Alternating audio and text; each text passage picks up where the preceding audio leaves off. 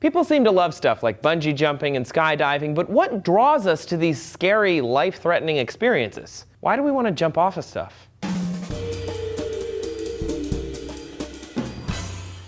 Hey everybody, thank you for watching D News Today. I'm Trace. On May 16, 2015, Dean Potter, a celebrated extreme sportsman, and a fellow climber, Graham Hunt, jumped off a 7,500-foot cliff in Yosemite National Park with the goal of wingsuit flying through the rocky cliffs before parachuting to safety. Both men crashed while trying to fly through an outcropping and were found dead many hours later.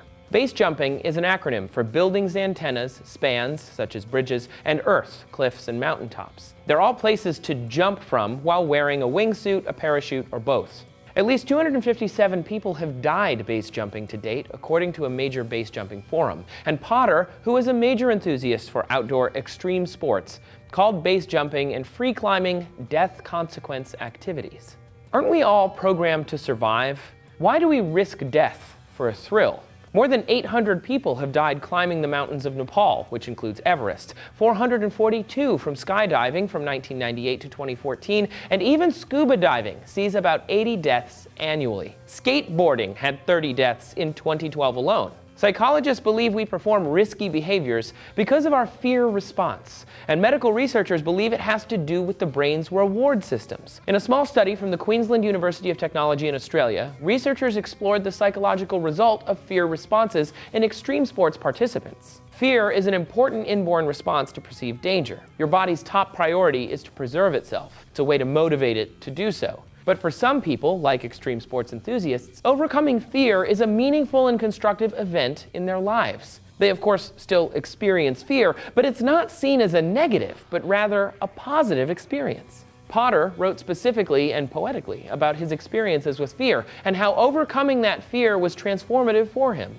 Unfortunately, that's not easily translatable for a general population, scientifically speaking. Instead, we can only look at how the chemicals in our brains surrounding fear go on to affect our behavior. When jumping out of an airplane or free climbing up a cliff, an almond-shaped set of neurons in our brain called the amygdala releases hormones which quicken the heart, hone the senses, and prepare your body to flee or fight.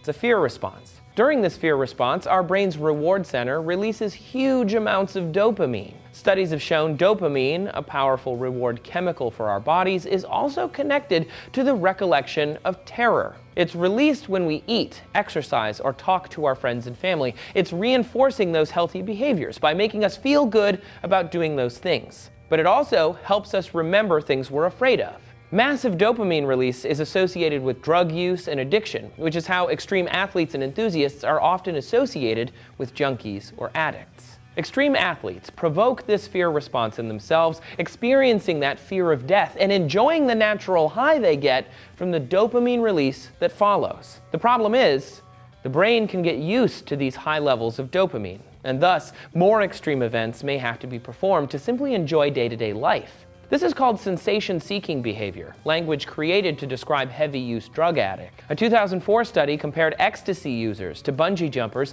and found similar sensation-seeking brain chemistry. The reason people continue to do these activities, aside from them being fun and making them feel good, is once their brain gets acclimated to these higher levels of dopamine, it is difficult to wean it off. Like an addict, the brain craves more dopamine to feel the same high. In the end, the risk and reward are real, and people can alter their brain chemistry to get this natural high from things like base jumping. But I'm not trying to condemn people who seek out these sensations. Sure, Dean Potter participated in dangerous behaviors, but he also knew the risks and inspired people all over the globe to explore their planet firsthand, to get off their couches and into their national parks and into their world. He wanted people to try their hand at things that they may not have otherwise. Extreme sports can also extend to long-distance races like marathons or ultramarathons. But this man is 104, and he still runs races.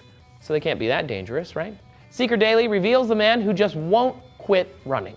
He's traveled the globe, broken numerous world records, and was even awarded the Empire Medal by Queen Elizabeth II.